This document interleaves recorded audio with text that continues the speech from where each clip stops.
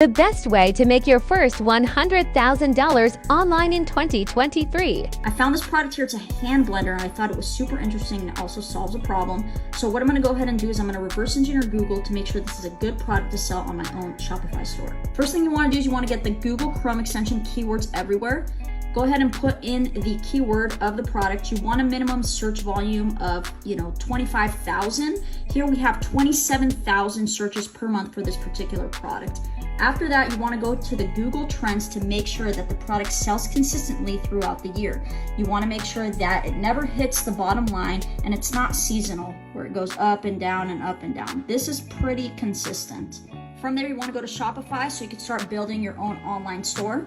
Get a Google Merchant Center account. Get a Google Ads account. Get this app for your Shopify store so you can start advertising your product on Google Shopping Ads. Then start advertising your product on Google Shopping Ads, which is displayed here. And then start making a bunch of revenue and profit selling products online. So stop wasting time and go make that money online, baby.